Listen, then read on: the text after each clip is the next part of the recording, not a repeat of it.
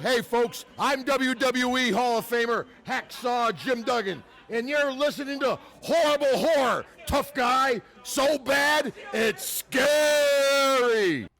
It's the most wonderful time of the year, and no, I'm not talking about Christmas. I'm talking headlocks, elbow drops, body slams, and backbreakers. It's WrestleMania time! And in honor of this most sacred of holidays, we watched Wrestle Massacre. We watch it so you don't have to, so you know what time it is.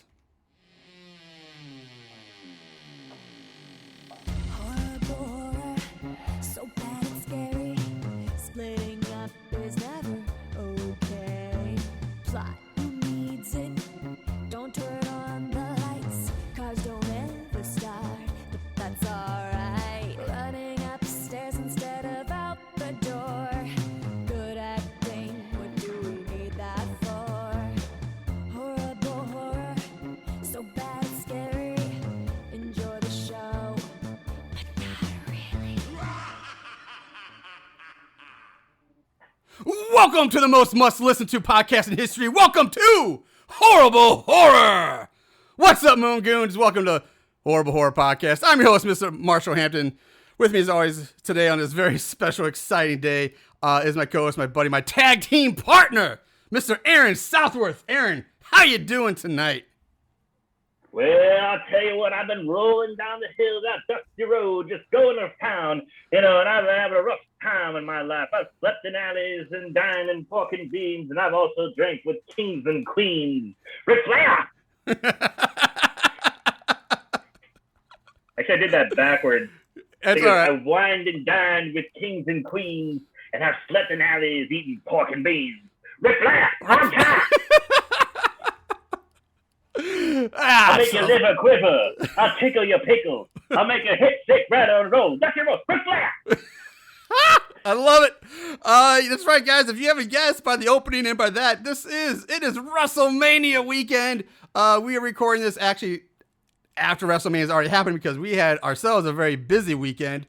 But we're getting it in. We're tying this with our, WrestleMania, baby. It's a thing. It's amazing. It's a very special time of year. I butchered my own opening. My own intro kind of butchered that, but fuck it. I don't care. We're moving on.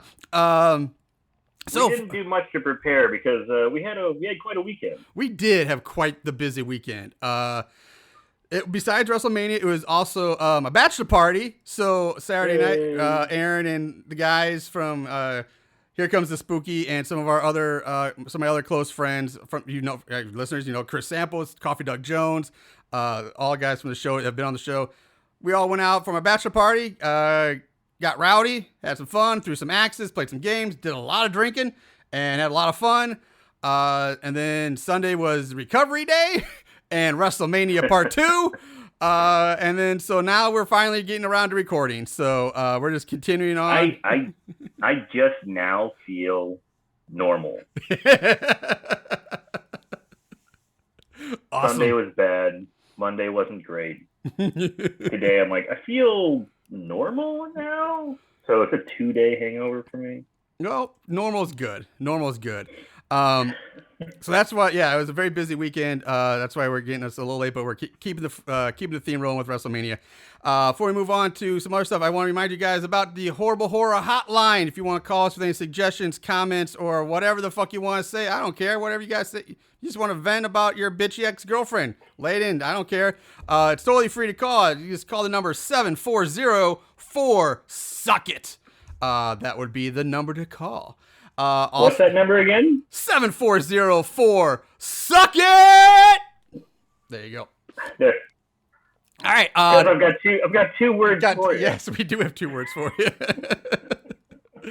I also want to show a shout out to thank you to Leah Crip Girl Malone as our newest member of our Patreon. So thank you very much for her. That's awesome. Especially love hearing from the female listeners out there, and I love it. That's awesome. So thank you so much, Leah Crip Girl Malone. We appreciate that.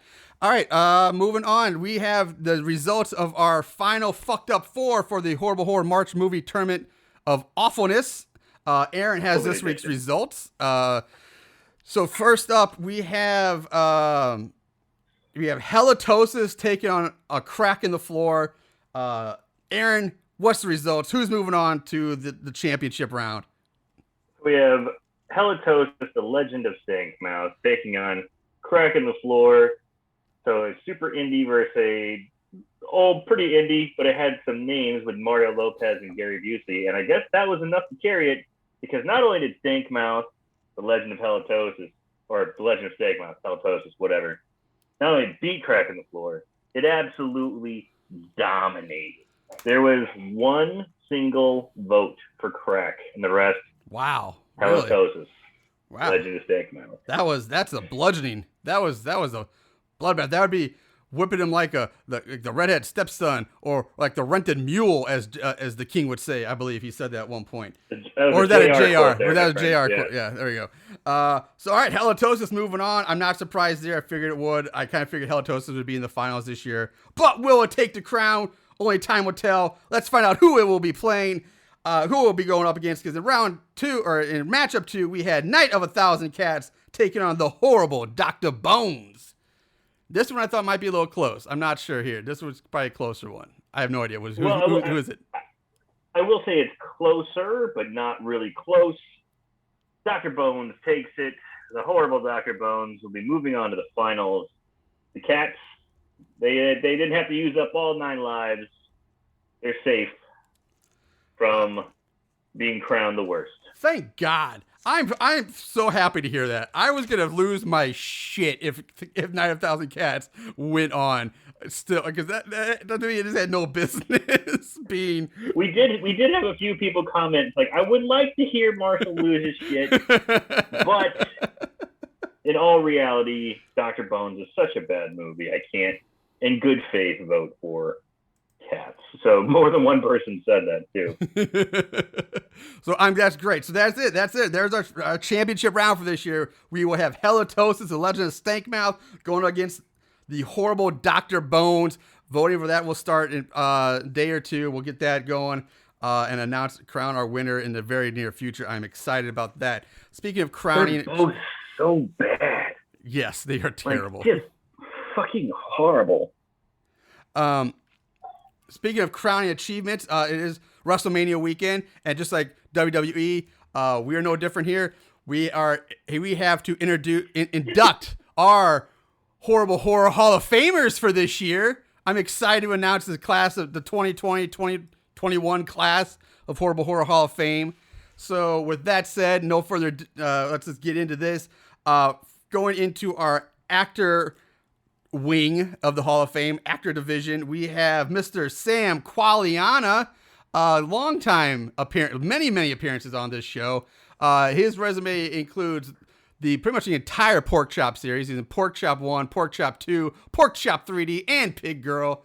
He was also in Killer Rack and House of Horrors, Gates of Hell, and he was in Poultrygeist. So very deserving, probably overdue member of the Horrible Horror Hall of Fame now. So congratulations. I would have to agree with that. I loved him in Killer Rack as the asshole boyfriend. He was fantastic.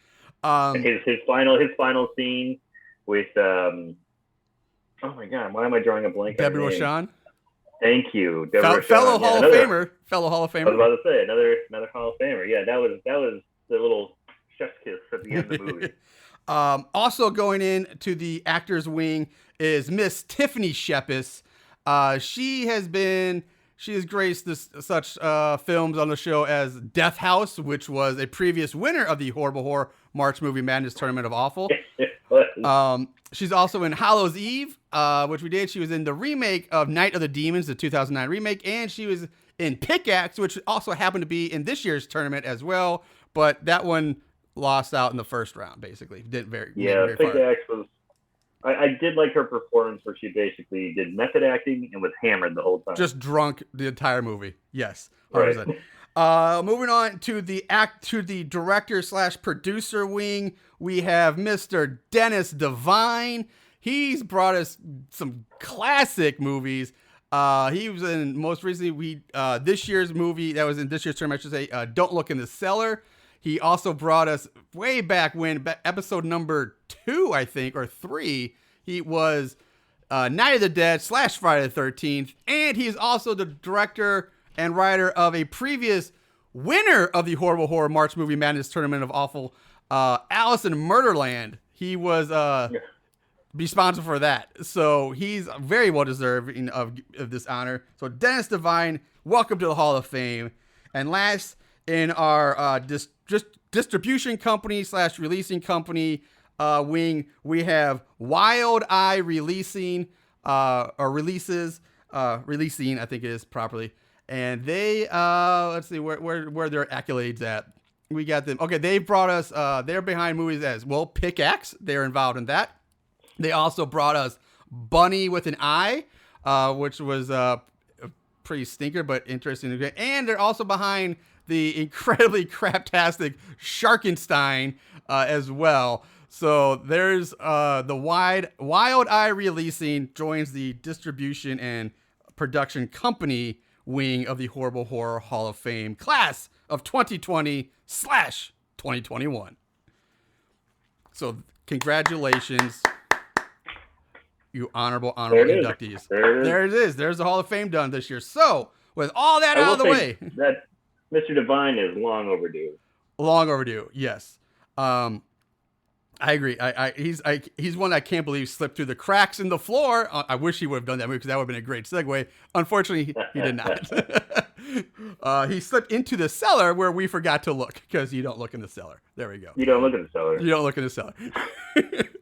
All right. So moving on, well, let's get to the movie itself. Let's shoot off the fireworks, make our entrance, and bring in Wrestle Massacre. This movie was written... it was released on August 3rd of 2018. So it was actually released right around WrestleMania for that year, which was a smart move on their part. It's written by Julio Bana Fernandez, Matthew L. Furman, Rosanna Nelson, and Brad Twigg. So lots of chefs in that kitchen. It's also directed by Brad Twigg. You can find this movie free to watch on Tubi right now, or you can buy the DVD from Amazon if you wish. So it is now, free. How many people... 1, 2, 3. Wrote this movie? 4.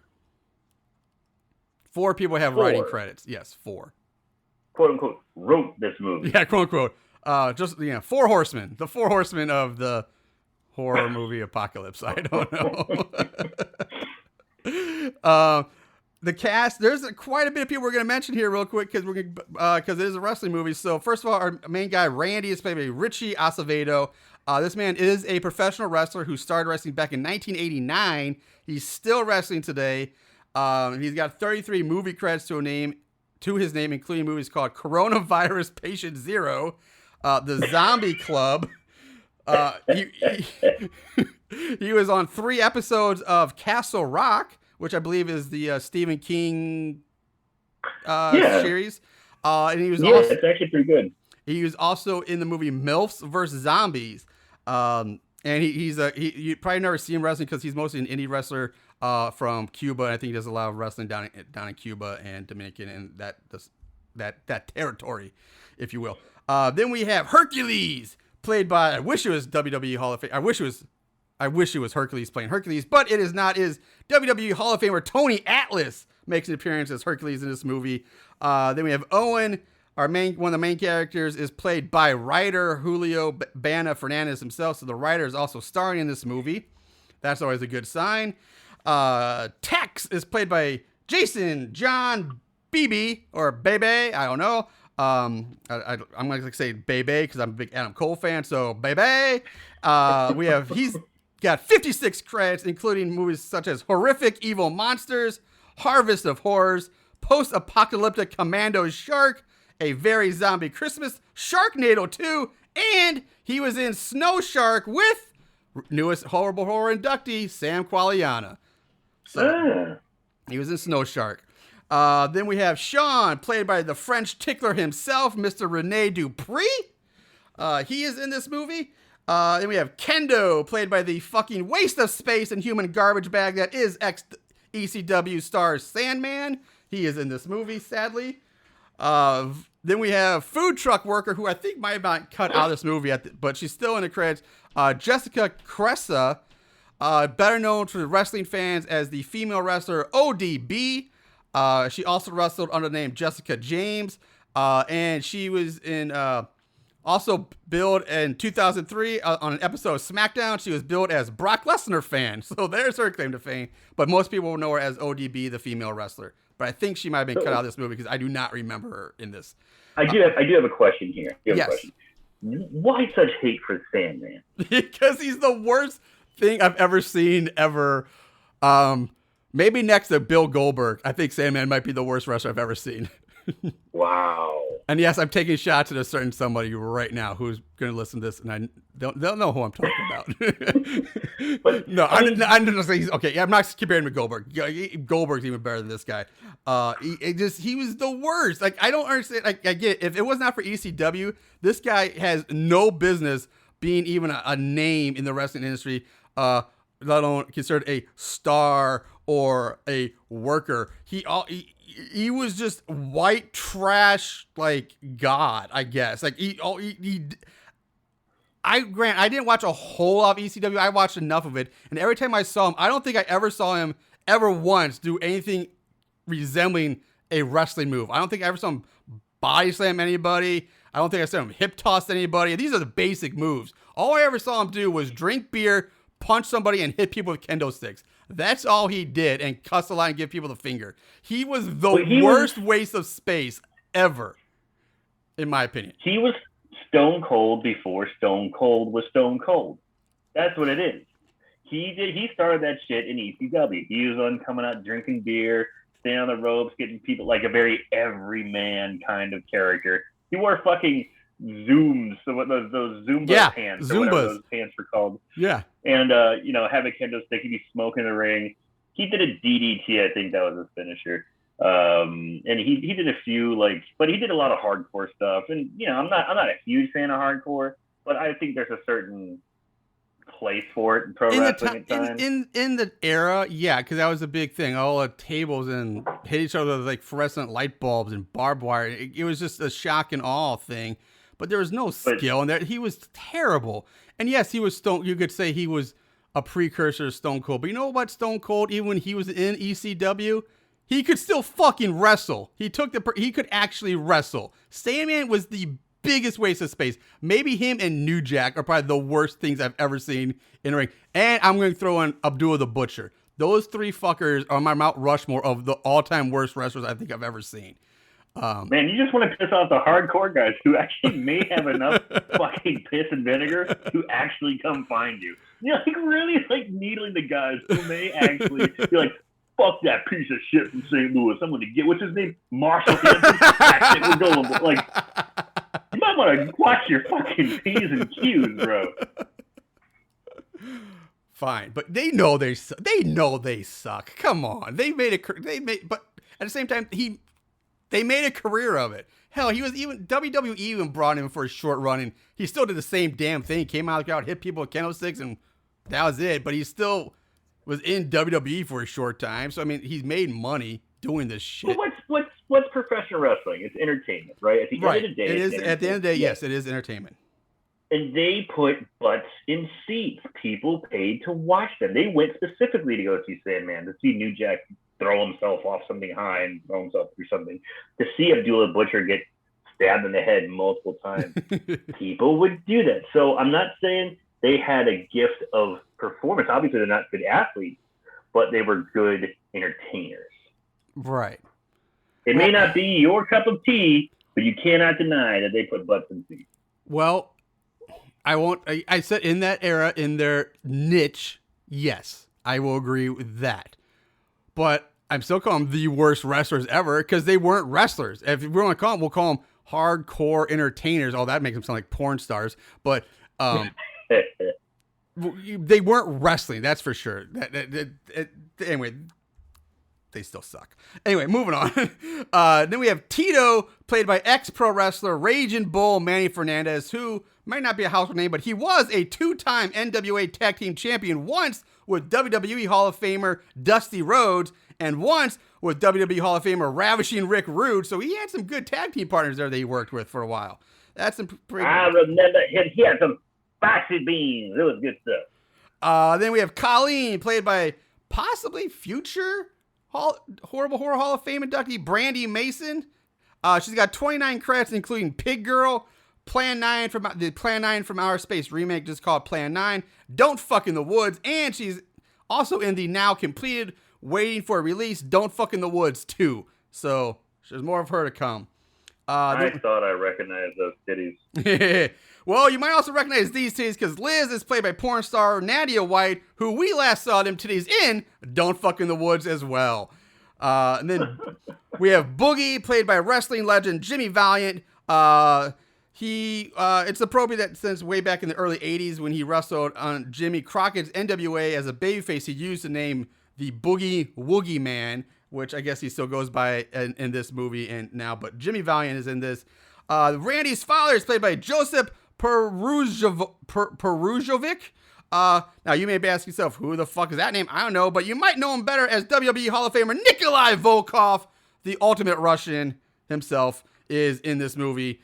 And lastly, the quote-unquote soap opera couple is played by Horrible Horror Hall of Famer, part of our very first class of inductees, Mr. Sean C. Phillips himself. Now, it has been a hot minute since we have seen him on this show, and it feels good to have him back. So, he makes a cameo appearance. With that said, all that out of the way, let's finally, let's get to the movie.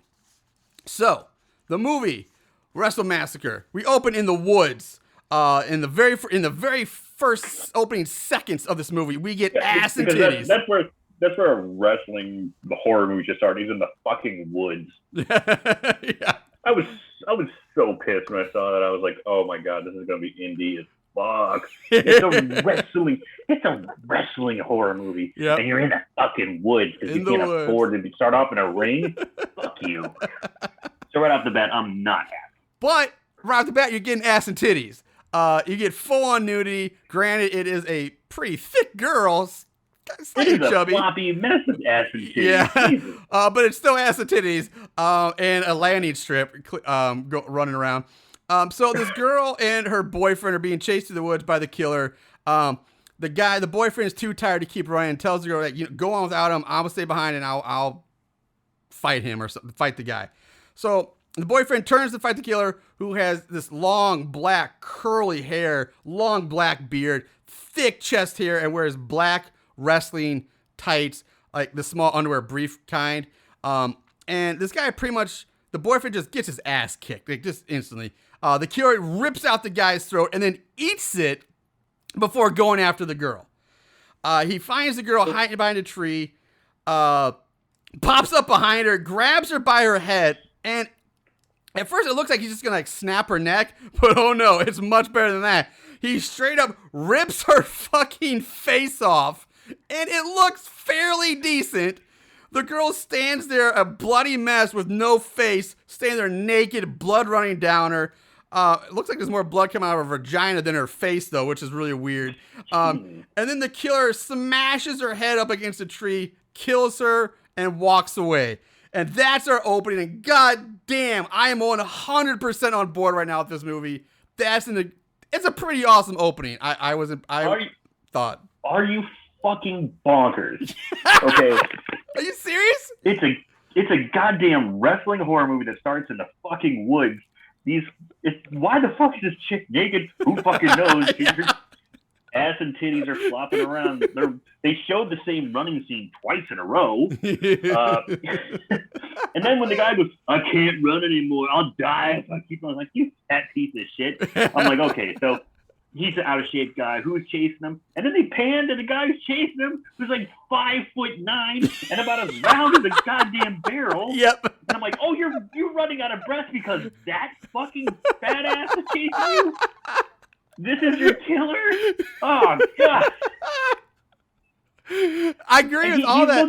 He looks like a Bruiser Brody reject. Yeah. You know, he's got the Bruiser Brody hair, the big beard, you know, and Bruiser Brody was 6'7", like 300 pounds, that can move really fast. And this guy, it's like him, but like small size. Yeah, like compact. Yeah, I agree with everything you said, but at the same time, man, the kills, I was like, oh, he rips the guy's throat out and eats it, and it rips the girl's face off. Like, and it looked better than I thought it was for this level of movie. So I'm like, I'm on board. I agree with everything you said. You're right, but at the same time, I am on board so far. I am good. I am not. I am not. I can't believe you. I'm kind of breaks my heart a bit. So now we cut this guy named Owen sitting on his couch, and it's 4 days earlier before the opening kill scene. He gets a call from somebody we find out he owes money to. They talk a bit. The guy on the other side of on the call, who always sees a close-up of his mouth, tells Owen that he better pay up and threatens Owen, saying he has a guy that will dry swallow 3 Viagra and then come over and put Owen in a dress or something like that. It's a really weird threat, really odd. But Mouth Dude hangs up, leaving Owen looking terrified as his girlfriend Becky enters and sits down next to him. He tells her that he's borrowed $15,000 from I guess loan sharks or something, and promises that he'll find a way to get him out of this crisis and he'll fix his mess. Now we cut to some warehouse where we meet Steve sweeping up. His boss comes up and starts talking to him, but they get interrupted by the loan shark and his muscle men, one of which is the fucking Stan Man, who has his trusty kendo stick. They beat up Steve and turn on the boss, who apparently owes them money. The scene's fucking awful. Horrible. This Horrible. whole scene has it had nothing to do. It's nothing but them trying to basically improvise every line. Every other word is fuck. It's only like a minute or so long, but even that's too long. It's just downright terrible. I don't know how else to say it. It's a horrible scene. The gang, the loan shark muscle thugs threaten the boss, who they keep calling Doughboy, and tell him to better have his money by Sunday. And that's it. It's a horrible scene. This guy doesn't come back at all. There's no talk of him ever again. It's just a scene to show the Sandman kind of be tough muscle, and I'm like, okay, he might come back later. Yeah. Nope. Yeah, that's it for Sandman. He's in one scene. He improvises a few, fuck you, I'll break you with the kendo stick, and he slaps the guy around with the kendo stick. Surprise, surprise. And that's it. He's never seen again. But yeah, what a waste. Yeah. What a fucking waste. I kind of agree, even though I don't like Sandman. It's like, if you're going to get a guy, like wrestler, famous, I hate to use the word wrestler with him, but wrestlers in this movie, that's your way. Like, that's how you're gonna waste them. Like that's such a waste of money. Whatever you're paying this guy to do, that's horrible. And Sandman, you're probably only paying him give him a fucking 6-pack of beer, and it's probably always getting anyway. So yeah, it's basically just to introduce the thugs, the money shark, loan shark thugs, basically. So we cut to our killer Randy watching TV and on the TV. In the garage is some white guy cleaning the car. In comes his girlfriend, who is the same guy in a dress. And this is where we see Sean C. Phillips. And it's basically I guess it's supposed to be a soap opera he's watching of Sean C. Phillips, like arguing with himself. But I don't know. And basically it's supposed to be a comedy scene. Like they argue about how the girl found another girl's panties, but then the guy admits I feel bad. I just skipped through it. Okay. Yeah, and you know what's funny? Because I didn't know it was Sean C. Phillips. It took me a while too. I was like soap opera guy. Who the fuck is soap opera guy? Oh, this is supposed to be a soap opera. Because the thing is, last we saw Sean C. Phillips was years ago when he was so huge, gigantic. Right. He has lost a ton of weight by now to the point where did not even recognize him in this movie. So good for him, losing that weight and getting healthy. Good for him. So we'll skip it. We'll move on. So at this point, Randy then sees a TV commercial for the Boogie Wrestling Camp located in Shawsville, Virginia, which is a real wrestling school run by Jimmy Valiant in Shawsville, Virginia. It's a real place. Oh, you think? Yeah. They didn't like beat you about the head and shoulders like Sandman would with a kendo stick, letting you know that you can go to this wrestling school in fucking buttfuck Virginia. Call now. Yeah, you can. Your parents. Dude, they were really laying it on thick. And you're like, oh, it's a real wrestling. No shit. Well, just wanted to make sure people knew that. So seeing the commercial, Randy says to himself, that's what I'm going to do. I'm going to be a professional wrestler just like my dad, and I'll show Becky that I can be someone. So right now we know that he's got the hots for Owen's girlfriend, wife, whatever the fuck she is. He's into Becky. We then jump to Randy at work as a groundskeeper / landscaper. hitting dead bushes with a piece of wood while imitating various famous wrestlers. Up comes Owen, who's seen. What? I thought that was kind of funny, actually. Yeah, it is. I mean, it's kind of funny. I mean, he's doing like Hulk Hogan bits, I think Macho Man bits, and like some, he's just hitting bushes with a piece of wood. The reason it's so funny is because it's so bad. It is bad. Like, he's doing a horrible impersonation. He's like, "Take that, Hogan." It's so ridiculous, but for some reason, I'm like, all right, I like that. That's pretty funny. So up comes Owen, who seems to be Randy's kind of boss, but not really later. It's weird. I guess Owen hired Randy's company to do landscaping there or something. Yeah. And they talk about border walls and like the Mexican-American border wall, supposedly, and all this shit. And Owen congratulates Randy on being the only undocumented Mexican worker left in the state. It's a really odd thing. It's weird dialogue. That's an odd thing to have in there. But Randy's like, hey, I'm Cuban. I'm not Mexican. And shortly after this, from outside, he watches Becky and Owen through a window as the two of them get into an argument, which pisses off Randy. Randy gets mad at Owen, I guess, because Owen's upsetting Becky. So Randy's upset by this. Owen storms off, and then Randy just walks into their house. It's so weird.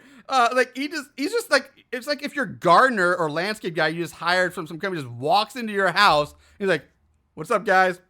It's like that blew like, really? That's not that big a deal. It depends on what kind of relationship you got with the guy. I guess, but it's still weird. You think they'd knock first. Anyway, it's Randy. It's because Marshall, you don't talk to your help. Okay, you're too much of a fucking snob. So, well, like, I am a lord. I am a lord, and the help is beneath me. They're my, Yeah. So whenever the help comes by, I'm like, "How you doing, Marshall?" He's like, "Good." Yeah. See, us normal, Joe Sixpack. We talk to the common man. We talk to the every man. We want to make sure that they're living the American dream, Marshall. Well, you can be your Dusty Rhodes American dream. I will be my aristocrat Hunter Hearst Helmsley, my blue blood, and I will turn my nose up at the low life help. Anyway. Ouch. After a short conversation, Becky asked Randy if he would like to come out with her tomorrow night for a drink. Which Randy is like, yeah, of course, great. So next is a conversation between Randy and his coworker Tito. Tito gives Randy a motivational speech about kicking down the door of life and taking what you want and don't be a pussy and blah blah blah. And that's the whole scene. And I don't think you ever see Tito again after this. So now we cut to a naked chick in the shower whose titties look like they have been abused. I mean, seriously, these things have like several small bruises on her tits, and you can see the boob job scar. So it's kind of like, oh. Those are some rough looking titties. They're big, but they are gigantic. Oh yeah, they're big and they're nicely shaped. But man, they have been put through the ringer or something. Man, they have taken some bumps in their day. They didn't stuff some speed bags in there. Yeah. But of course, this is porn. This is Nadia White again. So Randy just so happens to be walking by and decides to peep through the bathroom window, which is a tiny little basement window for some reason. It's pretty clear that it's not like the window he's looking is not really a bathroom window. It's weird. So and it keeps changing depending on the angle of the camera shooting in or out. But anyway, so Randy gets busted by the girl's boyfriend or husband, who catches Randy spying on her naked. The boyfriend's name is Jack, punches Randy in the stomach for spying on his girl and threatens to kill Randy if he ever catches him spying on her again. And that's the scene. It cuts to Randy watching TV again. This time he's watching a TV evangelist. Randy falls asleep and has a dream of the TV evangelist talking to him through the TV. And in this dream, he tells the Reverend, the evangelist, that he wants to be somebody and to have Becky fall in love with him. So the Reverend tells him to go to the wrestling school and pick a fight, prison style, like pick a fight with the biggest guy there and show your dominance. And then a demon comes on screen saying kill, kill, kill while giving double finger guns to Randy. Kind of funny, but made zero fucking sense. I was like, why is there a demon all of a sudden? But it's clearly a store-bought mask and gloves. He's like, yeah, man, go kill him. Pew, pew, pew. Pew, pew, pew, pew. Kill, kill, kill. I mean, the finger gun thing was kind of funny, but I was like, what? Like, okay, so now we have demons involved in this, which, huh? Well, I just thought it was part of his dream.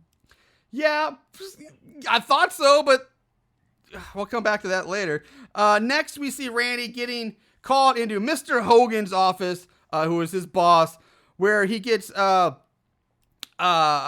home because the client complained and canceled their contract with the company. That client being Jack complained that after catching Randy spying on his girl, so he cost them a contract. So Mr. Hogan, by the way, it looks like an old meth addict version of Hulk Hogan, complete with handlebar mustache and bandana around his head. And at one point, Mr. Hogan calls Randy a midget Mexican Sasquatch, which, as racist as it is kind of funny and kind of accurate. Because he's very hairy and big like Sasquatch, but tiny. So, anyway. Cuban, man. A Cuban Sasquatch. We cut to Randy getting ready for his night out with Becky and giving himself a prep talk in the mirror, and god damn is it a long prep talk. I have never seen a longer prep talk in my life. He's cutting a promo to fucking pump himself up. Yes, he is. That's right. He's cutting a promo on himself, basically trying to psych himself up to go out with Becky. Then it jumps to Randy at the bar waiting for Becky to arrive, which she does. But with her is Owen, which takes the wind right out of Randy's sails. After some talking, Owen gets up and leaves, and it seems like Owen just teleported from the bar to like a warehouse, because like it's this cement hallway where he gets jumped by the Loan Shark thugs again. I don't know. It's a weird transition because he's in definitely you can tell like just a small hole in the wall bar. Then he's just like in like the tunnel that leads out to like from the locker room to the football field, like that cement tunnel or something. It's a weird I don't know. It's a weird transition. It just doesn't look like the rest of the plays. Yeah, this is where we get the Loan Shark thugs again. But this time we're missing Sandman. Yep. But we got Tony Atlas. That's right. You take out Sandman, put in Tony Atlas. And we also learned that they work for a guy named Mr. Valentine, who is the big boss. And like I said, Owen owes him like $15,000, which he apparently lost on fantasy football. And again, just like the first scene, this one is, again, this seems all improvised, filled with F-bombs. It's terrible. And like I said, the only difference is you changed out Sandman for Tony Atlas. And Tony Atlas is pretty bad in this. All he says is like they keep saying like don't pay. Please don't pay up so Hercules here can break you. And Atlas just keeps, all he says is like, don't pay. Don't pay. Tell me you're not going to pay. Don't pay. Don't pay. And it's horrible. It's so bad. At least he's committed to the bit. I will say that he did commit. He committed hard. He didn't break character, no matter how not. shitty his character was. And he did slap him around a little bit, but he did not. And to be pretty perfectly honest, the actor who's playing Owen looks like he's about to fucking crack up any second. Yeah, he does. He really did. He is on the fucking edge. He's fucking Chris Kattanning that shit, Or actually, I think it was it wasn't Kattan who I did it. It was Jimmy. Jimmy Fallon. Fallon. That's it. Jimmy Fallon. Yeah. Yes, I ruined my joke. Jimmy Fallon. Yes. Jimmy Fallon. This shit. He's hanging on by a fucking thread. And Tony Atlas starts to look like he wants to make a break. He's like, I think maybe he was. As bad as Tony Atlas is, he was way better than Sandman, who was garbage in his scene. And just like Owen taking the wind out of Randy's sails, at this point the movie is taking the wind out of mine. The opening seconds, as I said, I was 100% in on this movie. I was like, yes, this is gonna be great. I'm awesome. But now I'm like, this just it sucks. I was so pumped at the opening scene, but it drags and it drags and it drags. Yeah, I was so pumped after seeing the opening scene, but holy fucking shriveled steroid testicles. This movie just became as slow as Undertaker's WrestleMania walk to the ring. It just bottomed out. I don't know what happened. It started hot and just was. It just crawled to us. It just slowed down to a crawl. It's so bad now. It's not even a horror movie at this point. Now we're watching some kind of like weird drama unfold. Like I don't know how to explain what we're watching at this point. There's like at this point there are zero horror elements in this movie at point. Yeah, there's two stories going on here. We have the story of, you know, the groundskeeper who wants to be a pro wrestler who's getting, you know, kind of shit on by life. Yes. You know, and you're following him, but then you're also following the story of Owen and his debt, and you know, how's he going to get the money to pay off the goons? Yeah. And these are the two stories that are kind of the only thing that's keeping them together is that the one guy does the other guy's lawn.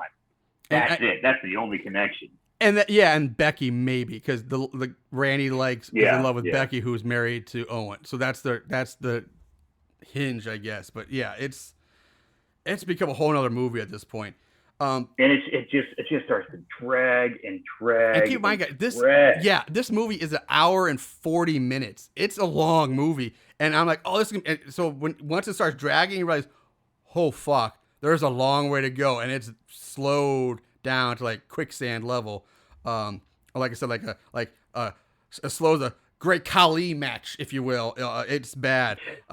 So we're skipping ahead here. There's a short scene back at Becky's house where we learn that she has a bit of a drinking problem, and like she's starting to have a drinking problem, and has a brother that's a reformed alcoholic who's played by her brother Sean is played by Rene Dupree.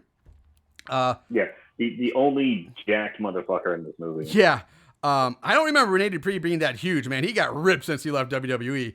Oh no, he was always pretty ripped. I know he's always in good shape, but he just seemed more chiseled than I remember him being, and way more covered in tattoos. He got tatted up since his WWE days. Because I didn't even recognize him at first. Because he's like long black hair now, and WWE had like blonde hair and didn't have tattoos. It took me a while to realize that was Rene Dupree. He had short brown hair, and he did the like little Frenchy dance. Yeah, the French tickler. It was the little French tickler. Yeah, the Frenchy dance. The French tickler. That's the one. The French tickler. That's so stupid. So finally, Randy makes it to the wrestling school where he enrolls and instantly gets his ass kicked in the ring by the 70-something-year-old Jimmy Valiant in the smallest wrestling ring I think I've ever seen in my life. I think my daughter's bed is bigger than this wrestling ring. Everyone in the building just points and laughs at Randy as he's laying on the mat after he gets his ass kicked by a 70-year-old man. And basically, he got his ass taken out by a few hip tosses and a back elbow. That's what took Randy out. I am going to have to say I loved this fucking scene. I love this part. Because as many listeners know, maybe some of you don't, I did some indie wrestling for a little bit, and I went to a wrestling school. And so to see an actual wrestling school was pretty awesome. And actually, Jimmy Valiant is cutting a fucking promo like a goddamn champ, and he's 70 fucking million years old with his fucking beard. And he goes, I'm going to get in the ring. And I'm like, oh my God. Oh yeah, Valiant cuts promos in this movie hard. If he just trips and falls, he's gonna break. But he's the boogie woogie man. What am I thinking, man? He's like shaking all loose. Yeah, he looks like shit doing his hip toss. He looks like shit going off the ropes. But he's 70,000 years old. He's fucking doing it. I loved every second of that shit. I loved it. Oh, I'm not denying that. I love it too, but I gotta call it out for what it is. You know, I mean, it was pretty shitty wrestling. You know, a guy who had no business gets taken out by two hip tosses and a back elbow by a 70-year-old man, almost 80-year-old man, probably. It's kind of fucking hilarious. I had to look it up. So he's 78 right now. 78 right now.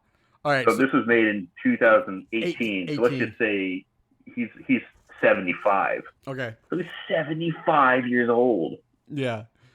That's crazy. Like, although Vince McMahon is getting up that age, but he's not still wrestling now, but man, he took some serious bumps still in his like 60s. Oh, yeah, because he's on all the roids too. That's true. That's true. I mean, he's on all the fucking roids. All of them.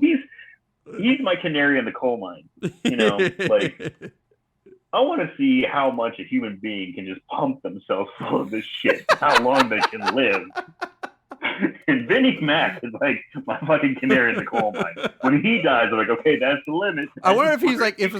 I wonder if he's got to the point where like he has to like he's so dependent on, like he can't stop taking them, because if he stops taking the roids, then like his heart will just stop. Like if the roids are keeping him alive at this point, I think. To be perfectly honest, they probably are. Because if he stopped that stuff cold turkey, his body wouldn't know what the fuck is happening and probably shut down. He'd have to like fucking wean off it like an alcoholic who drinks too much. So you can't just stop like an alcoholic. You got to wean yourself down. I can't imagine if he stopped steroids cold turkey that he would be in any kind of good shape. He'd be fucked though. Probably. So I did want to say, I did notice for all the anime nerds and geeks out there, that one of the extras in the wrestling school crowd does have a Dragon Ball Z Capsule Corp patch on his jacket sleeve. I did pick that out of the crowd. Randy pretty much at this point just gets laughed out of the building. So basically, you're telling me one of the people there shops at Hot Topic. I don't know. Do they sell Dragon Ball Z stuff at Hot Topic now? What a weird thing to latch on to. So we cut back to Randy in Mr. Hogan's office doing his performance review. But basically, they just end up firing Randy. That's the whole thing. And at this point, I said, "Fuck! We are 50 minutes into this movie." And I'm like, where the hell is the massacre? 50 minutes of this movie has gone by, and we've had nothing outside the opening, like 30 seconds of any kind of massacre so far. Nothing remotely horror whatsoever. And we just had in the last 2 minutes, we finally had like our real first wrestling appearance at all. And it's so, it is a long marathon of a journey on this one. Now we jump to Randy returning home, where he has a talk with his dad. Now, if you remember, I told you that Randy is Cuban. He said he's Cuban, so he's Hispanic.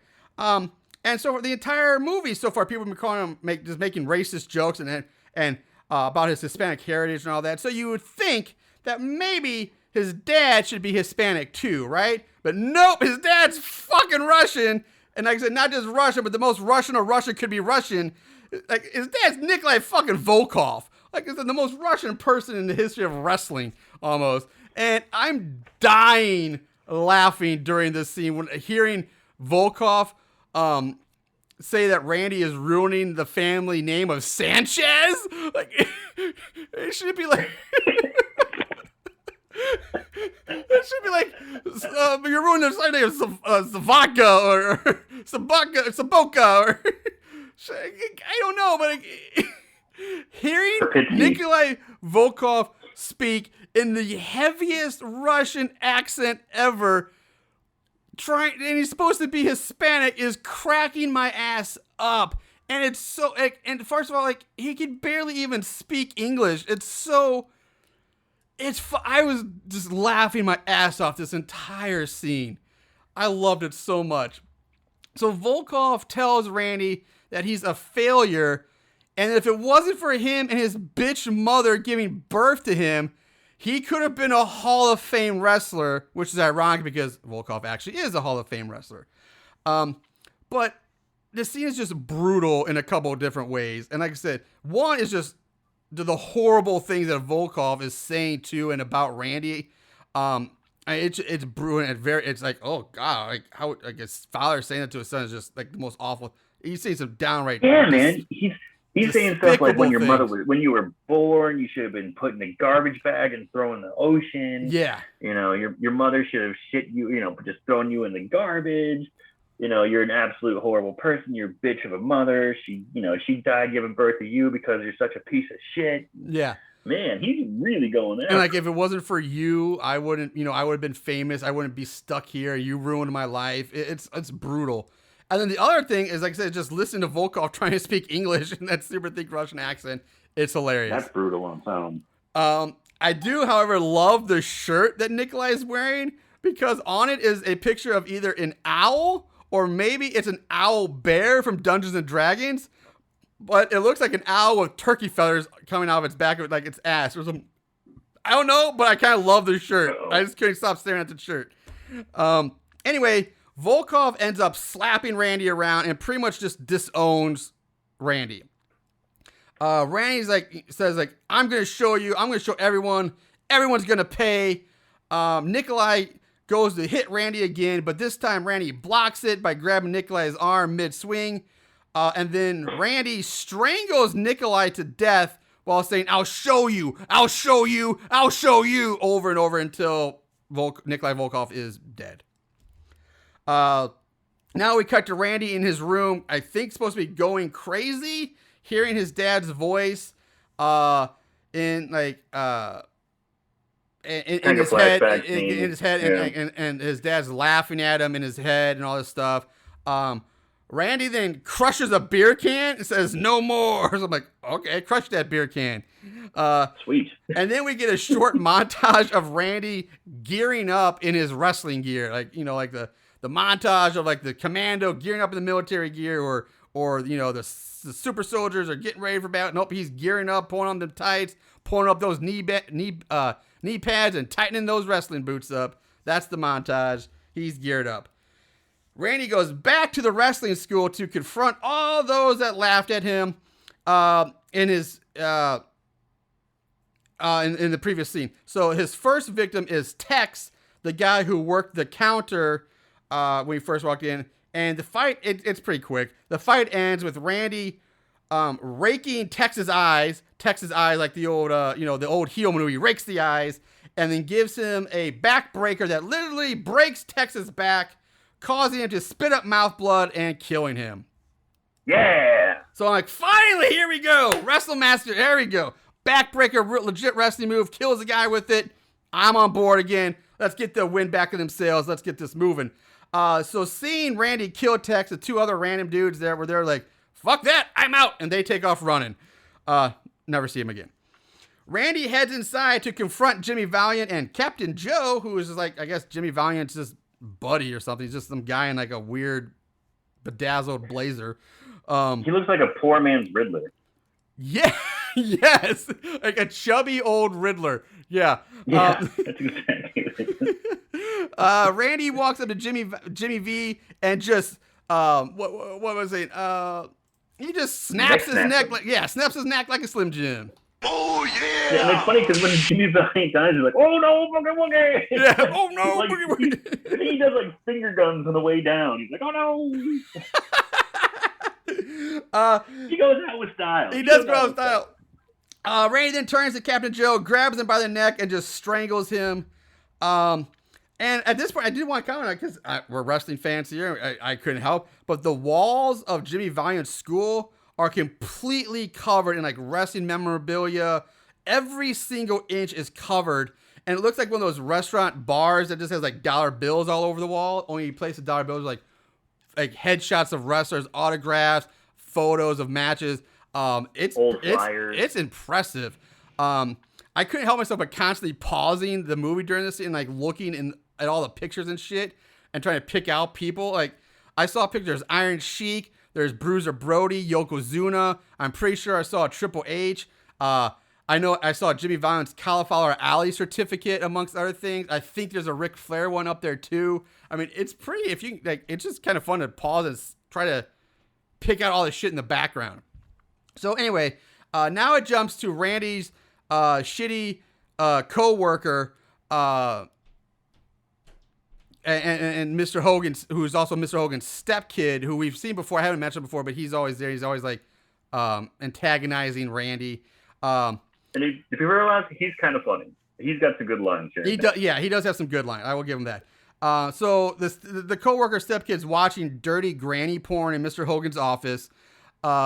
Randy bursts into the room, beats the guy down, and then one by one breaks off his fingers, and not just like breaking it, but literally rips each finger off one at a time. And then he rips off the guy's ear, and speaking into the ear, he does his Vince McMahon impression saying, "You're fired." Where is it? I did there it love. There we go. I did love when he first rips off the finger of that guy. He goes, "No, man, that's my finger banging finger." You're banging finger. Yeah, he's like a dirty white trash guy, but he has some of the better lines in the movie. I will give him that for sure.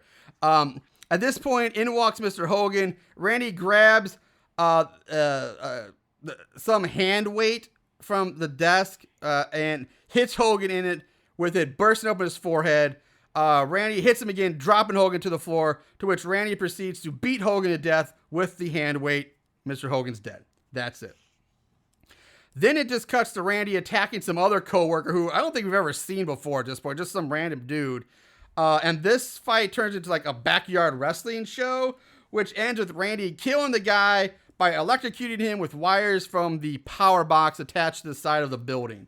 Yeah, and this is where the massacre fucking really gets rolling. We are in full effect massacre mode now. We are in full effect mode, and we're gonna come across pretty much everyone in the movie and then some. A whole bunch of like additional people who just happen to be walking down the street. Yeah, there's some really random kills at this point. Like, people are like, who are these guys? But I guess it wouldn't be a massacre without that. Like, how long does this last? It's like 10 to 15 minutes long. Yeah, it's a lot. It's at this point, I'm saying I'm back on board, man. It's a proper massacre. It lives up to the hype on that part. So like I said, now all we get is just a montage of Randy just killing all sorts of random dudes. He kills one with a neck breaker, another guy with a weed whacker. He kills the chick with the bruised titties by ripping out her tongue, who is still naked, by the way. So I guess she just doesn't own any clothes. She is always naked. That was one of my favorites, because he just shows up at her house. He's like in the kitchen, like drinking orange juice or something, with her titties hanging out. Tits out. And he comes up and gives her like the mandible claw and tears out her tongue. Yeah, and then he kills her husband by ripping out his intestines. So, his rampage goes on so long now that night has fallen. It was daytime, where night has fallen. He's still on the rampage. He comes across a completely new random girl, and then he like yanks her shirt down to expose her boobs, grabs a handful of tit, and then rips them titties clean off and eats it. That is amazing scene. It's so out of the blue and so random, but so awesome. I was like, what? This poor girl just walking by, just gets grabbed by this midget Mexican Sasquatch, as Mr. Hogan put him, rips her shirt off, grabs a handful of tit, rips the tit off, and then eats it. Hey man, he's going on a full day of rampage. Like I said, the billing, it holds up, man. There was not. It holds up. You gotta get the energy. You gotta get the energy to keep going. Yeah. Oh, god damn. Well, what are you gonna do? What are you gonna use to fuel your rampage, Marshall? Is it gonna be fucking Gatorade? No, fucking breast milk. I guess titty milk or something. Yeah. Fuck muscle milk. You get that titty milk. So, like I said, night has fallen now. Randy then kicks the girl to the ground and kills her by stomping on her head, crushing her skull underneath his boot. Next, he goes all Abdullah the Butcher on some other poor sap, using a fork to bust open the guy's forehead, and doesn't stop there. Using the fork, the prongs of the fork, he starts peeling the poor guy's like skin off of his face with the fork. Again, doesn't look too bad for this level of movie. Like, the effects are surprisingly good. I agree. And still the rampage continues. Because as the next kill it is now morning again. So we have gone from day to night back to morning. So he's on like rampaging on a kill spree for like 12 hours at this point. Still going strong. He strangles yet another random guy with his own intestines. He rips it and then strangles a guy with his own intestines. That guy's dead. Then the rampage finally ends, and we cut to Randy sewing pieces of flesh together like he was Ed Gein. We don't see what he's making with it, but we see him sewing chunks of flesh together. What was your first thought? What were you thinking? At first, I thought, it's like everything else. It's probably gonna be like a mask or something, like a luchador mask, I guess, a skin luchador mask or something like that. I was thinking a leather vest, like a leather human vest. Okay, I did not go vest. I was thinking a mask, but Leatherface only would have been like a luchador one, the tie into the wrestling. I was thinking like a robe or a vest. I was like, a robe. A robe would have been, much. yeah, a robe would have been crazy. Like a Ric Flair robe made out of skin. That'd be crazy. With like human hair hanging off of it instead of like the feathers. Yes. Oh, God, that would have been awesome. But it would have been insane. So spoiler alert, it's not a It's robe. not either one of those. Flesh. Yeah. But it's pretty awesome when we do get to it. I will say that. We jump to Owen and Becky's house where two friends of theirs show up. An Asian guy named Brett, and a brunette girl named Tori, who has a very weird accent and very odd speech pattern, like speech flow. It's really weird. Yeah, I can't. I'd like to pat myself on the back from time to time to be able to pick up where people are from. I mean, I lived over in Bangkok for a while. I've traveled internationally. I've worked with teaching English as a second language, and I can pick up languages pretty good. Accent. And this one, no idea. Yeah, her accent's weird, and then just the way she talks. Like most people have like there's a flow to their speech, like a cadence, if you will. Hers is like so odd. It doesn't make any sense. It's really odd. She's like a deaf Finnish person.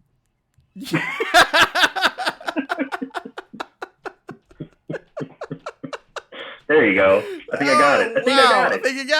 I think you got it. So next week, basically they sit around and talk for a while, and that's the scene. Now we go to Rene Dupree, a.k.a. Sean, Beth's brother, at his house, loading a gun for some reason and getting the business given to him by his chick, which I don't really care why she's upset with him, but I don't understand. Like, he's just standing there loading a gun and he's getting yelled at by his girl. Turns out the old French tickler and Aaron have something in common. They both have a thing for feet, because she starts rubbing her foot down his back and it instantly calms him down, and he starts rubbing her foot, and he gets all excited because she rips off her shirt, and they board that train to Pound Town. I knew it. I knew you'd say something about fucking feet when I saw that. I was just like, oh, she's doing it. Oh. And I'm like, oh, this is going to come back to haunt me. We cut back to Brett and Owen arguing over money in the basement. They grab more beer, take it upstairs to Beth and Tori, who is upset now because Rene Dupree hasn't come over yet. The doorbell rings. Beth gets excited, thinking it's Dupree, opens the door, and in burst the Loan Shark goons and their boss, Mr. Valentine, who turns out to be a fat midget cowboy. Little person, Mark. Little person. He calls himself a midget in this movie, so whatever. Fair enough. After some lengthy, drawn-out backstory about Jackie, who is Mr. Valentine's #1 thug, and how they met, Valentine tells Owen that if they can't pay him back the money he owes, Valentine and his crew are going to rape every one of them and burn the house down. While all the talking is going on, Beth manages to sneak a text message off to Rene Dupree, who is busy banging his girlfriend Colleen, who is played by Brandy Mason. So we see her naked again, get the tits flopping around. Dupree finally sees the text messages, leaps out of bed, throws on some clothes, grabs his gun, but Colleen gets all pissed off, slaps him, and then yells at him about staying sober or some shit. This dialogue between Colleen and Dupree made zero sense in this story. Like, I didn't get it at all. Like, why she was upset at everything. It makes sense that, okay, she's upset that he's drinking or a recovered alcoholic, or it makes sense that, okay, why do you have a gun? I don't like a gun.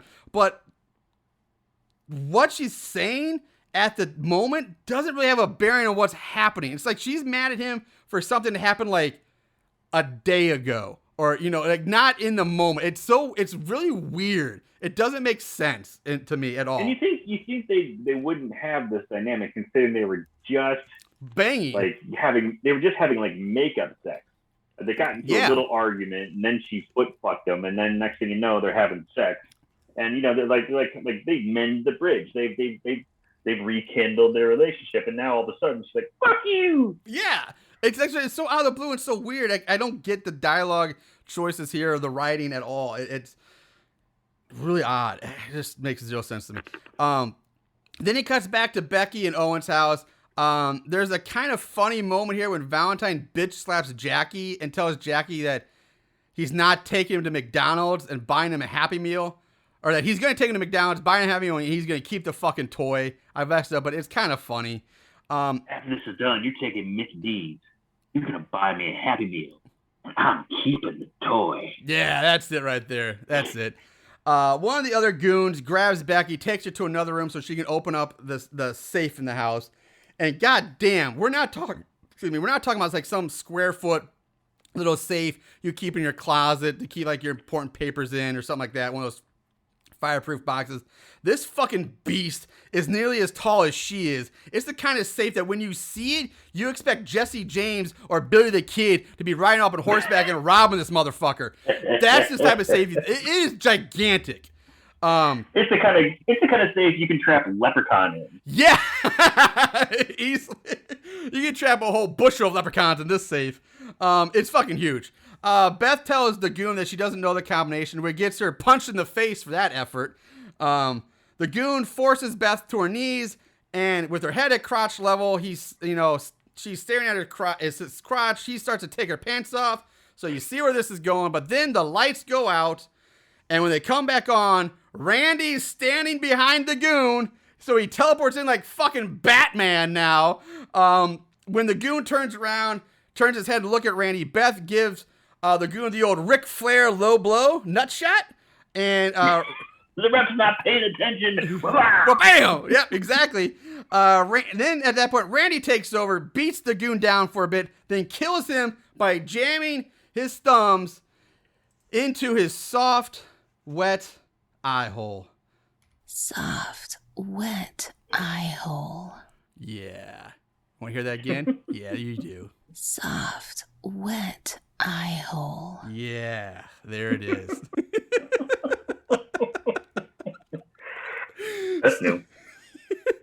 So, and again, it actually looks really good because there's a lot of blood in this. I mean, there's blood splurting out from underneath Randy's thumbs. It looks great. It looks fantastic. This is probably one of the best eye poke outs I think I've seen since since Jason did in a Friday the 13th movie or something like that. It's really fucking good. It goes on a little long. Yes, but it looks good, so I wasn't complaining because at least it looked good. Seeing this violence, Beth passes out on a couch. Once the goon is dead, Randy turns to the passed out Beth and holds up a championship belt, saying, look, I have the belt now. I did this for you. I'm the champ. Only this championship belt is not like any other championship belt you have ever seen. This championship belt is made from human skin, and in the middle where the big eagle faceplate, plate should be, is a human face. And you can completely like a random ear sewn onto the side. I think there's a nose sticking out of one. So that's what he was sewing earlier. And I gotta say, awesome. It looks properly gross and disturbing. It looks disgusting. And it's pretty good. Which means it looks great, is another way of saying it. I was surprised by this. I was like, at the same time, I loved it. I was laughing my ass off and grossed out at the same time. So kudos to this. Randy says there's one more piece he needs to finish the belt, then he and Beth can be together. At this point, Valentine sends another one of his goons, Andre, to go check on the other goon and Beth. Andre goes off, finds the other goon dead on the floor. Andre goes out the back door and instantly gets attacked by Randy, who beats him down and kills him by putting Randy in the old camel clutch, or for you newer wrestling fans and less educated wrestling fans, Rusev's accolade. And while in the camel clutch, he rips off Andre's head, clean off his body. I fucking loved it. Blood splurts everywhere. It looks pretty damn solid. I love this kill. A camel clutch head decapitation. It was amazing. It was so good. Inside, Brett says, "Who are you clowns?" Which probably isn't a smart thing to say to people with guns that just invaded your house. But in response, Jackie says, "Well, we're not Doink and Dink." Hearing that put a smile on my face because I think that has to be the one and only mention of Doink and Dink the Clown in movie history. So a Doink and That very Dink well may reference be. I was not expecting. I was happy to get that. And for those who don't know, because we know we got wrestling fans who listen, but I mean, most people are going to know Hulk Hogan, are going to know Macho Man, are going to know Ric Flair, yeah. Dusty Rhodes. Mhm. You know, they're going to know these people. But Doink is kind of a little bit more obscure. Yep. He was a wrestling clown. He was a He wrestling had full clown. makeup, the whole thing, and he would do kind of a he kind of started getting dark. He was actually not too bad. He was actually kind of a pretty popular wrestler. But he had a sidekick for a while, Dink, a little person clown or midget wrestler. as midget they're wrestler often who called. dressed exactly, looked identical to Doink. Exactly the same. And then Yeah. you had Doink and Dink, and that works so well for this because we have a little person and a big guy, Yep. and or normie. I don't know what do little people call us? I think normies. I think I've heard that before. Hey, what's up, skyscraper? So yeah, and Doink and Dink, that was back in like 94, 96 ish, like right at the beginning of the Attitude Era, like before like Stone Cold and all that. So like Stone Cold, I think, was making it started, but it was before he skyrocketed to fame. So it's in that weird area. Yeah, but there was that part where he would come in all happy, and then Yeah. he'd win the match, and he'd like be like the sad clown, like crying. It was like there were a couple of different Doinks, if I remember. There was, Yes, like, there three were different like at guys least who- 2 different Doinks at one point. Yeah, but the one guy really like sold it, and like I feel bad because I do not remember any of the actual wrestlers' names. No, I don't He's remember just any. Doink. So like the first Doink was like supposed to be a good guy, a face. He was the Mhm, clown. He was mhm. supposed to be the comedy relief character, but then they started becoming darker. So it was very much kind of like Joker-esque. Like the first Doink was kind of like the Jack Nicholson Joker, Mhm. kind of like cartoony, kind of light. And then second Doink was much more Heath Ledger Doink. Much Yes, darker basically, and went a different way, but still, because he even kind of looked like white face, red lips, green hair. Like he was, other than like the purple, he didn't have the purple suit, but very Joker-esque. Only more literal clown, but that kind of personality. Traditional like, clown, yeah. more traditional clown. Yeah. So with that said, where is it? Again, Valentine. Okay, so Valentine sends another goon to check on the others. This time he sends Jackie. He sends his main man to go. After Jackie leaves, Valentine tells Owen and the others that he's not really that bad of a guy. He's like, dude, I'm not a really bad guy. I like puppies and unicorns, but I'm not afraid to take your colons if you don't give me my money. Basically, he's saying, I like these things, but if you don't give me money, I'm going to rip your colon out, is basically what he says. So Jackie finds Beth passed out on the couch and Goon 1 dead on the floor. Jackie makes an eye pun about, some kind of eye pun, goes out the back door and finds Andre dead. Jackie turns around to see a blood-covered Randy standing behind him, to which Jackie says, look like we have a wannabe wrestler here. Welcome to Halloween Havoc, bitch! And I said, yes! And let out a big old smile. A fucking Halloween Havoc reference, too? Are you shitting me? Like, fuck yeah! So Jackie and Randy grab each other in the old collar elbow tie-up, and this leads to a pun and one-liner filled backyard wrestling match made up of the most basic wrestling moves and holds. But it was still enjoyable to watch. It ends with Randy giving Jackie the old arm wrench / arm wringer maneuver, only this time Randy actually twists Jackie's arm right off his body, but he doesn't stop there. Clean off. Randy then rips off one of Jackie's legs and beats Jackie to death with his own leg, and then It looks pretty good. it looks great. And then he starts eating the leg like it was a fucking turkey leg at a Renaissance fair. I'm so like, this movie's incredible at this point. It's fucking bananas. Back inside, Valentine orders Owen, Brett, and Tori to come with him down to the basement to look for the others. Oh, fun fact here: Valentine, the midget, the midget who plays Valentine, is also a professional midget wrestler as well. Did not That's know not a that. shocker. They enter the room with the dead goon on the floor. Looking up, they see Randy standing in the window, knocking on the glass, holding up Jackie's severed leg. Pissed off at Randy for killing his goon, Valentine rushes outside to confront Randy. Owen wakes up Beth, and the four of them run back upstairs.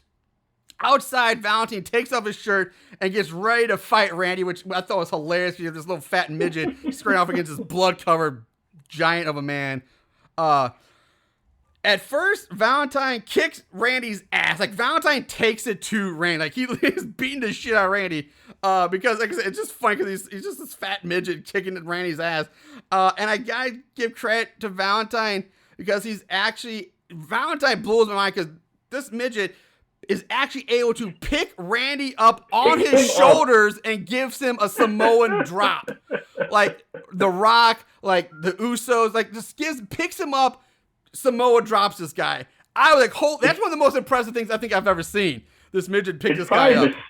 It's this move in the whole show. Yeah, it's definitely stiff, but at the same time, it's not like Randy fell that high, that far. He wasn't that far off the ground when he fell, but still, much is true. I was very impressed by that.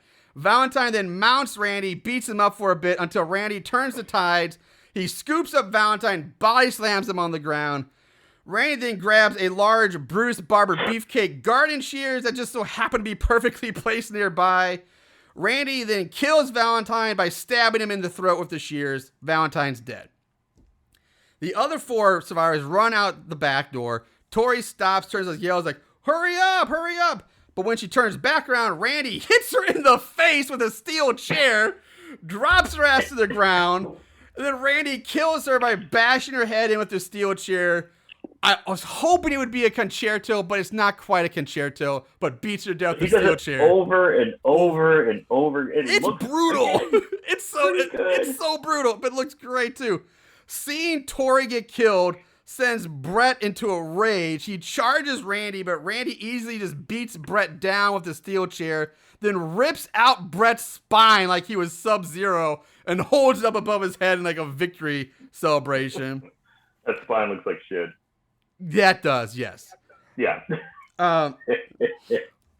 We cut to Becky and Owen freaking out back inside the house. Owen tells Becky to call her brother and get him here while he goes to take care of Randy. Yeah, because you don't want to call the police. Yeah, not the police. Let's get your reformed alcoholic brother here. Like that was the bring his gun.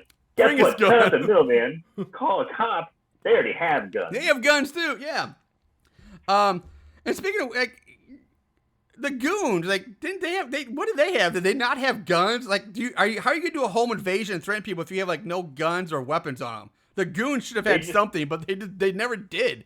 Valentine had like a tiny little knife on him, but they were no match for the Cuban Sasquatch. Yeah, they were not. God, that'd be a great wrestling name back in the 80s, man.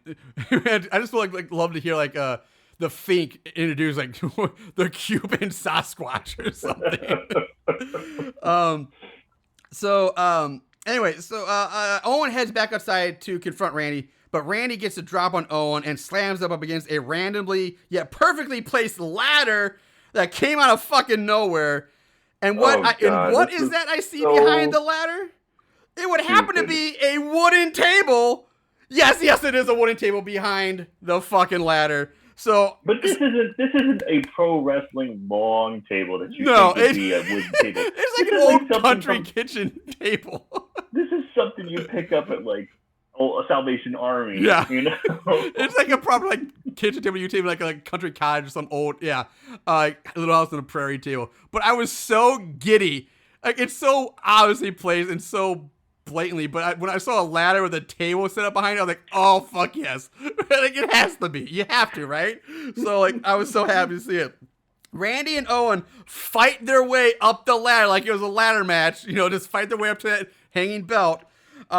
They exchange punches at the top of the ladder until Randy headbutts Owen, causing Owen to fall from the ladder and crash through the table below. Randy grabs a wooden stake that just also happens to be nearby. I love how just all this stuff just happens. It's like the wrestling ring. All the kendo sticks and stuff just happen to be underneath the ring because why not? So he stands there holding this wooden stake over Owen, and Owen's laughing, saying that his brother-in-law will kick Randy's ass. Randy then impales Owen through the stomach with the wooden stake, while Becky watches from the window and delivers some of the worst reaction screams I've ever heard. Like, her acting is terrible. We get a lot of bad reactions in this movie. A lot. Yeah, but this one I thought was the worst. I don't know. I felt like this is par for the course. To finish Owen off, Randy picks up a large rock and just drops it on Owen's head, causing the top half of Owen's head to explode, leaving just the bottom jaw like a tongue and flopping around. And again, I gotta say, the bottom half of Owen's head looks really fucking good. This looked amazing for a low budget. Like, I was really impressed and happy with this special effect. I thought it was great. After killing Owen, Randy says, "She's mine now." At this point, Rene Dupree and Colleen arrive at the house. He tells Colleen to stay in the car, and he gets out and heads inside the house. But of course, Colleen doesn't listen and gets out of the car, and as soon as she does, she trips.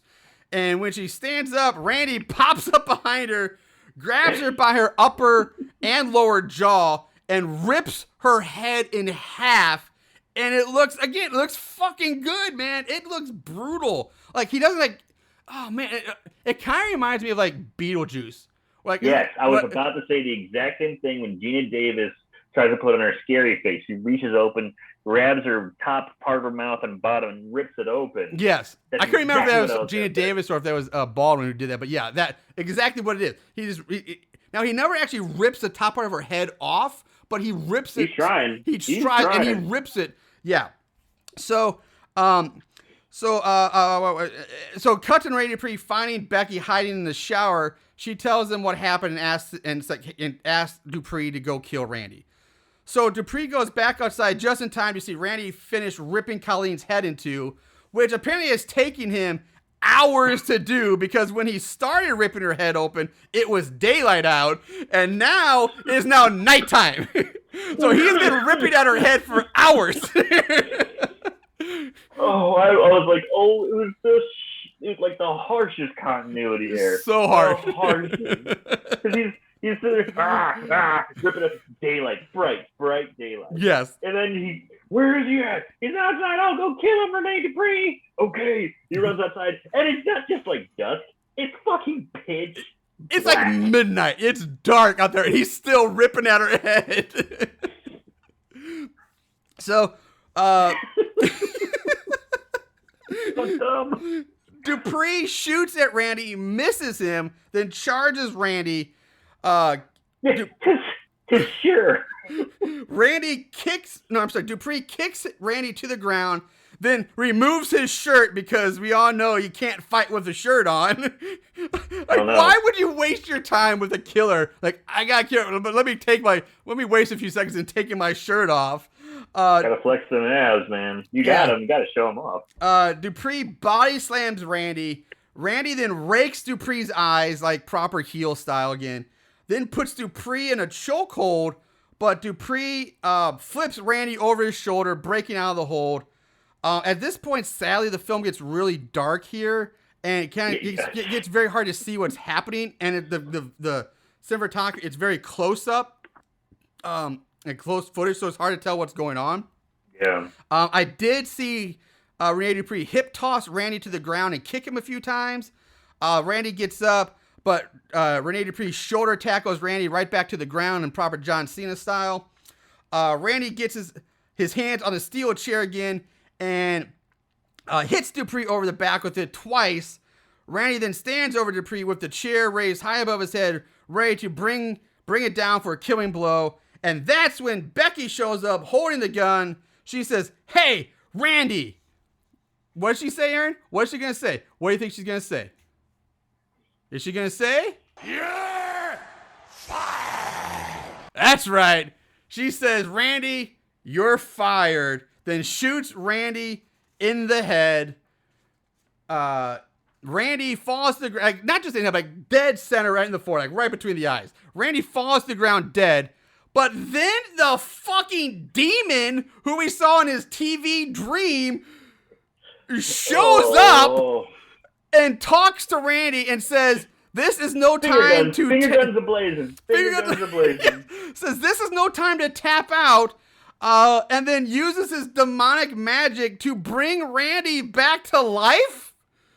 What? And apparently the demon also has brought with him his own strobe light, because now there's like strobe light going on and all behind Randy. Randy gets up, starts walking towards Becky while the demon says some shit that I can't make out or understand. Becky then just shoots Randy again. Just bang, blackout, roll the credits. What? That's how it ends? Why? I'm so confused. I am so confused by this. Like, okay, first of all, that demon, which we thought was just like a weird dream, then like shows up at the end and brings Randy back to life? What? How? What? I don't get it. Like, huh? Huh? Marshall, don't you know this is the prequel to Wrestlers vs. Zombies? If that's the case, I'm on board. If Randy is patient zero, and the zombie plague started because the demon brought Randy back, that would be amazing. That's it, man. That's it.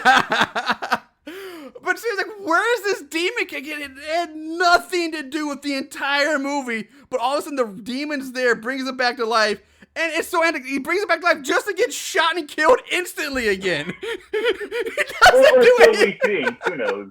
Just bang, blackout, roll credits. Done. That's it. So that's Wrestle Massacre. Let's move on to favorite kills. All right. Don't act like you didn't love it. Favorite kill. I have no issue with my soundboard today, but fuck it. Well, dude, I will tell you, there is a goddamn smorgasbord of deaths in this movie. And there was they did a great fucking job of creating up the variety of kills. It's been so long since we've had a movie with such a variety and unique and good kills to choose from. Like lately, a lot of them have been run-of-the-mill, boring shit. Like this has been a breath of fresh air for favorite kills. Like I'm excited about this one. So it's like going to a buffet in Vegas. It's like you go to a buffet and you're like, yeah, it's kind of dirty and weird, but it's got some variety. But you go to like the Bellagio and you're like, oh my God, look at all that shit. Everything's clean and nice. You're just so happy with just one or two. Like, it's great. I gotta give them credit where credit's due. They fucking knocked it out of the park with the kills. So it's hard to pick just one. It is. It's gonna be very hard to pick just one. But I think I'm gonna have to go with the camel clutch head ripoff, because it was such a. I mean, as soon as you start doing it, it's like, because there's been so much buildup with the Rampage, I'm like, is he gonna tear it off? Is he gonna tear? He tore it off. It was like that moment. I'm like, I'm back in. Like I was out for a long time, but that kind of brought me back in. Yeah, like I agree, man. You get this movie. It starts off hot, like I said. I'm on board, and then it sucks the wind right out, man. And I'm out too. I was about ready to give up on this movie. I'm like, oh my God, this is. But then when that massacre finally starts, it does not disappoint. It is balls to the wall, nonstop. It's amazing. And I 100%, like, it's tough to pick one. Because, like, Colleen, when he rips her face, like, her head open is awesome. But I gotta say, my favorite kill, too, is the camel clutch.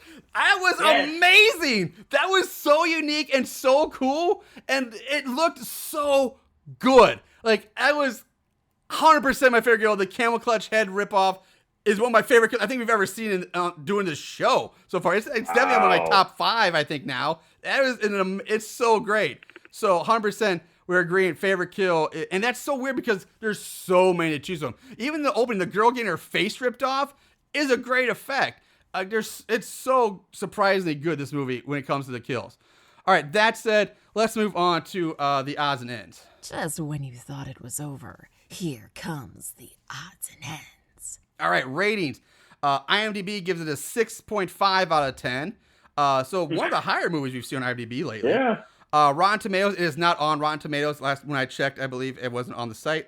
Either that or I just forgot to do it in my notes, but I have a blank, so I don't know. Amazon gives it a 3.9 out of 5, so almost 4 out of 5 on Amazon. That's a higher rating, yeah. Plot keywords. There were only 4 plot keywords. Unfortunately, none of them have anything to do with wrestling whatsoever. None of them are wrestling related. I was gonna say wrestler. Nope. Oh, okay. Let me go a different route. All right. Titties, breasts, boobies. Pretty much, yes. Nudity, female nudity, topless female nudity, and full frontal nudity. Those are the 4 plot keywords. Because that was the other thing that movie had going for it. To find any actual trivia, I didn't find anything, but I put this together myself. I think I'm onto something here. So, and I hope you might pick up on this too, but pretty much nearly every main character in this movie, or every character with a name, is named after a professional wrestler. Randy Orton. Hercules, well, Hercules was a wrestler. Yep. Owen Hart. Ricky the Dragon Steamboat. Shawn Michaels. Tito Santana. Brutus the Barber Beefcake. Tori Wilson. Becky Lynch. Andre the Giant. Mr. Hogan's awesome Hulk Hogan. Bret Hart. Vince McMahon. Mr. Valentine. Greg the Hammer Valentine. Jake the Snake Roberts. Steve Stone Cold Steve Austin. All have some kind of wrestling name in this movie. So very good. Yeah. Budget. There's some obvious ones. Yeah, there's definitely some obvious ones, but yeah. Yeah. Hogan one, Vince, even Mr. Valentine. I was like, that's there's a lot of Valentine wrestlers, Yeah, well, I guess there are, but Greg the Hammer Valentine was the first one that popped in my head. Yeah, of course. Son of Johnny Valentine. What? Son of Johnny Valentine. Oh, yes.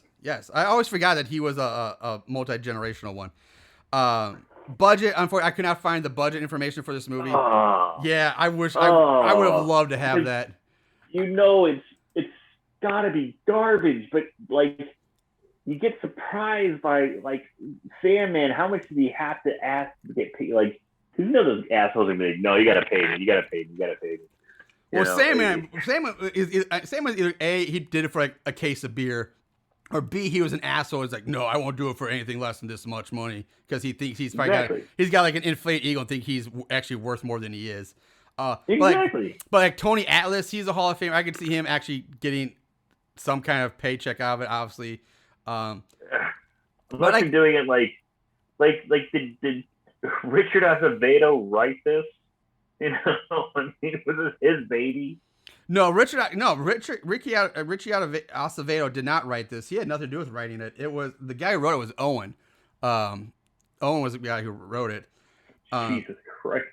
So yeah, I would have loved to know the budget. That would have been great, but unfortunately I don't have it. So that just brings us to Mortal Kombat. Oh, I just hit the wrong button there. Let's try that again. Here we go. At the end of this day, one shall stand, one shall fall.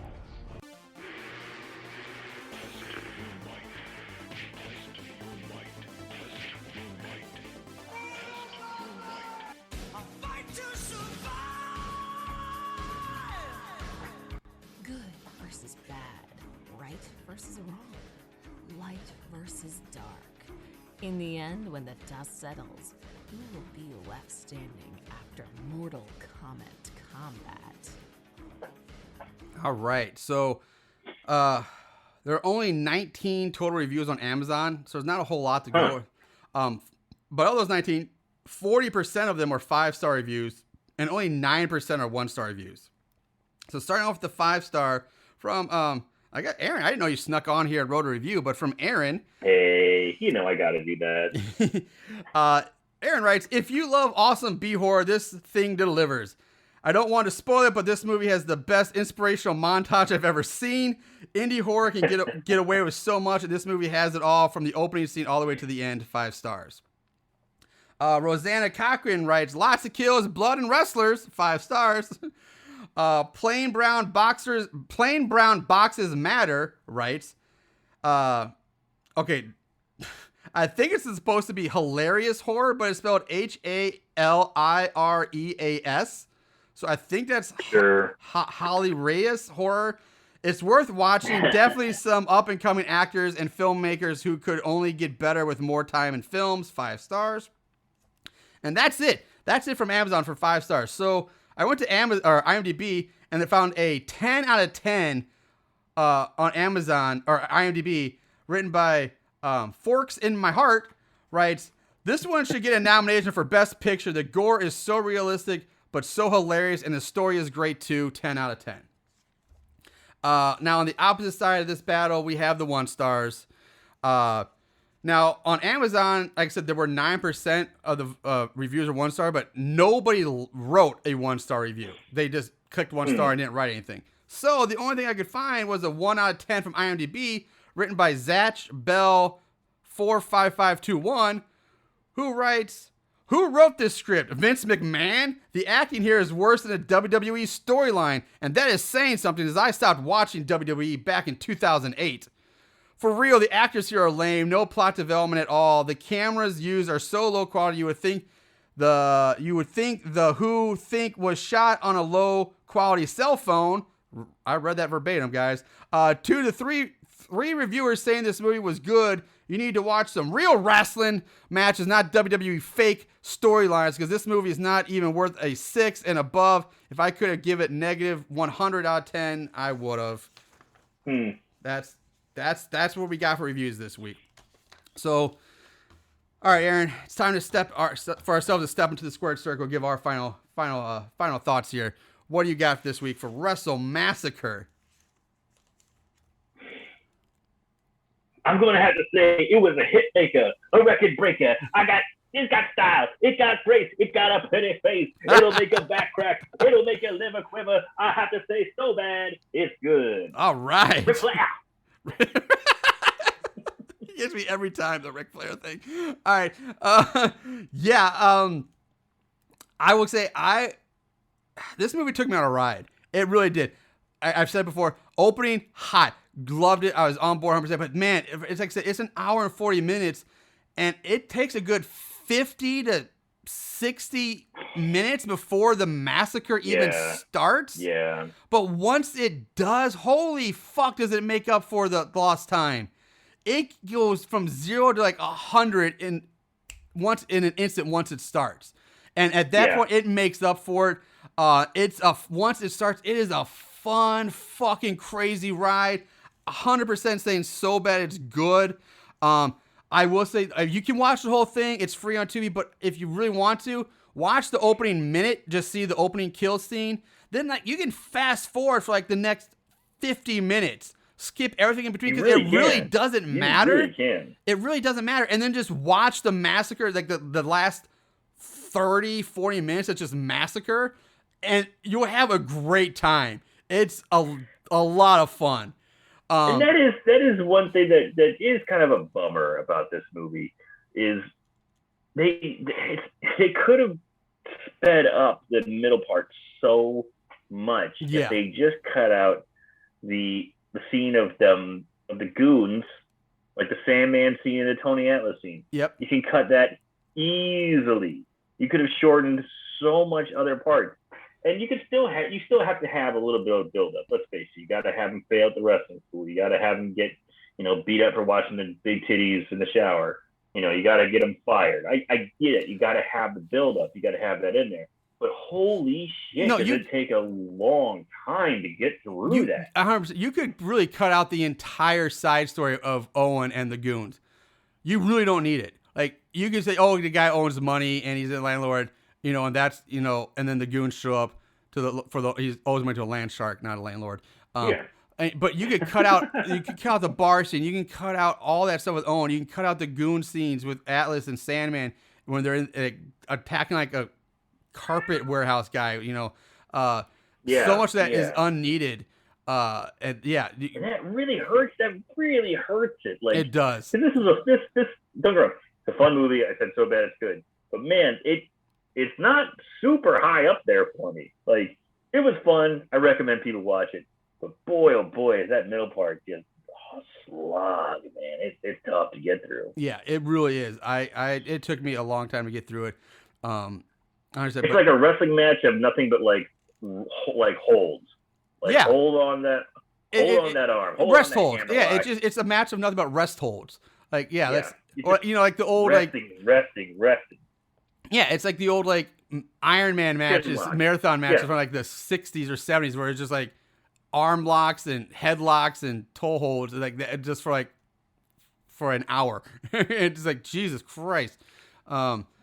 So, but yeah, it's Overwatch. It's so highly recommend watching, especially since it's free. It's so much fun. The kills are amazing, and the special effects blew my mind for such a low budget movie. I mean, you can tell it was low budget, but man, were they invested in money wisely, I think, in the special effects and stuff, because it really turned out surprisingly good and fun. It just seemed like it was rushed too. Like, dude, there's parts of the movie where the sound completely goes out. There's parts of the movie where the editing doesn't make sense. It's like jumping around. You could tell it's completely rushed. It was probably made in like less than a week. Maybe, yeah, I could see that. You just wish the guy hammered out the script a little bit. But they had 4 writers. I mean, fuck. No wonder this guy's fucking ADD. You know, I just wish it would hammer it out just a little bit better, and it could be a true like cult classic. Yeah. And I wish the fucking God Pro Wrestlers vs. Zombies took a fucking page out of this book. You know, they really invested, like, they really wrote the story, even though the story sucked. At least it made sense. At least it had a story arc. Yeah. You know, but you could have had the kills and the way that people get, like, camel clutch head rip off, the backbreaker actually killing somebody, you know, a death by steel chair. You know, these fucking wrestling moves that actually kill people instead of like, I hit you with a baseball bat and a 2x4 and you know, like, oh yeah, I did love the fact that they really did those two together. If you could blend those two together, you might have something. I will give the movie respect. They did really, you know, you can tell the people that were wrestling fans. They incorporated the wrestling world and elements really well and had it in there, and just it was a lot of fun. I mean, my God, it had a fucking human flesh championship belt. That alone is incredible. Like, who would have ever thought to see that? Like, that was insane. So I could keep talking about this for a lot longer. I could just keep talking about it all night. But we're gonna wrap it up. I was so happy to get through this. This was just a really fun ride for me to get through, even though it was long in the middle. So I encourage you guys at least watch it once. If you want to fast forward the movie through the middle, fast forward through the middle, but watch the beginning and watch the massacre at the end. It's worth it. It's fun. Now that said, we're gonna that's it. Main event's over, guys. That's the end of the card. So again, we're gonna wrap up. So thanks for listening, guys. Thanks for supporting it. Keep listening, keep watching it. Well, I don't know why I'm saying watching. We're not watching anything. I'm having a brain fart. I'm at a loss. This movie's draining. Like I've used up all my adrenaline. Like I'm bottoming out now. But all right, guys, you know what to do in the meantime. We'll be back later. Watch more horror movies, and remember to always keep it tight. And the dusty roads will lead to you, Mixer.